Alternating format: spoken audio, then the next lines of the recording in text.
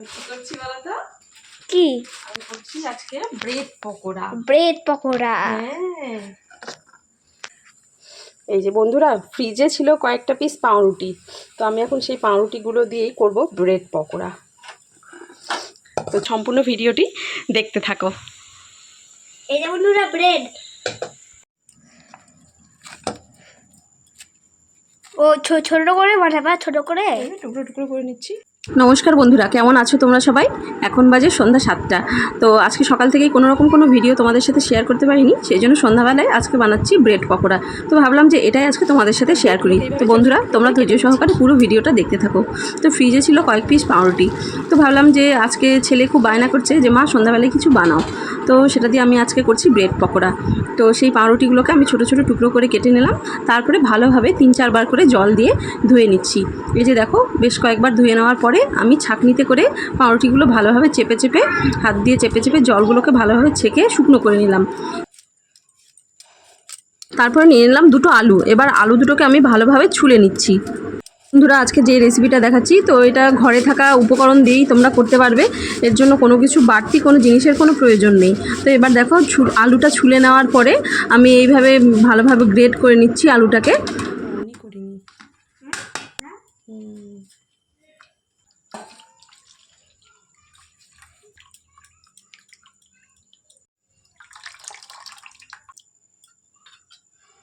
এইবার গ্রেট করা আলুটাকে আমি ভালোভাবে ধুয়ে নিচ্ছি, যতক্ষণ না পর্যন্ত জলটা পরিষ্কার হয়ে যায়।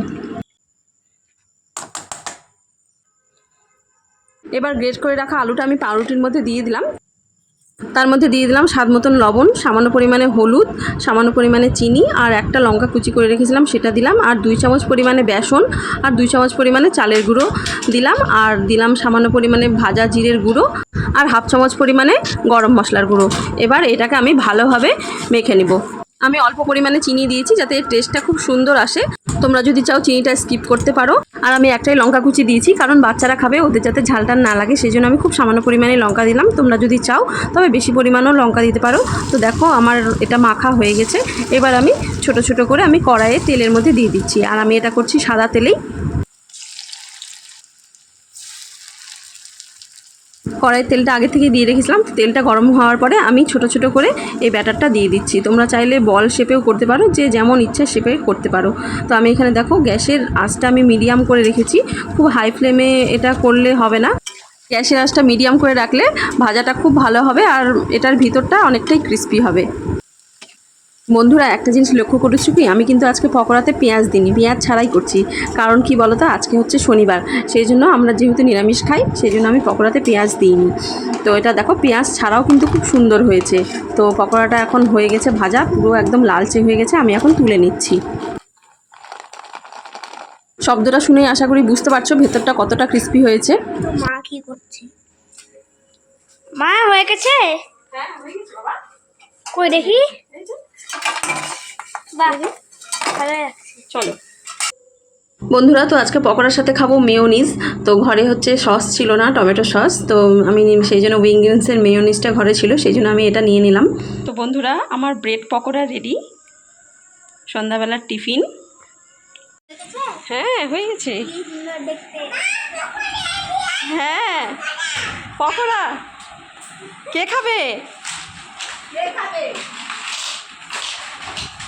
এই যে নাও,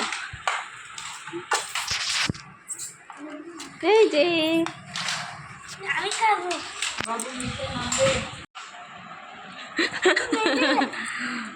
ভালো বাবা।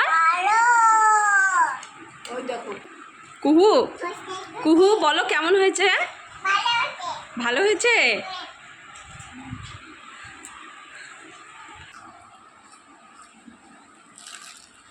বন্ধুরা, ব্রেড পকোড়াটা কিন্তু খুব সুন্দর টেস্টি আর ক্রিস্পি হয়েছে। বন্ধুরা, সসটা একদম পেস্টের মতো লাগছে দেখতে।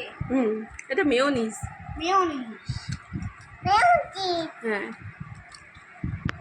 কেমন ক্রিস্পি হয়েছে খেয়ে দেখাও, কচমচ করে খেয়ে দেখাও, কামড়াও। ভালো ভালো ভালো ভালো ভালো।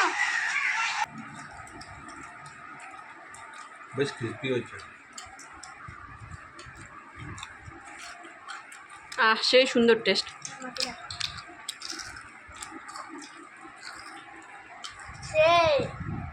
পেঁয়াজের মতন একটা কি লাগছে? আলু, আজকে নিরামিষের দিন। হ্যাঁ, ওটা আলু দিছে। হ্যাঁ, গ্রেট করে আলু দিয়েছি।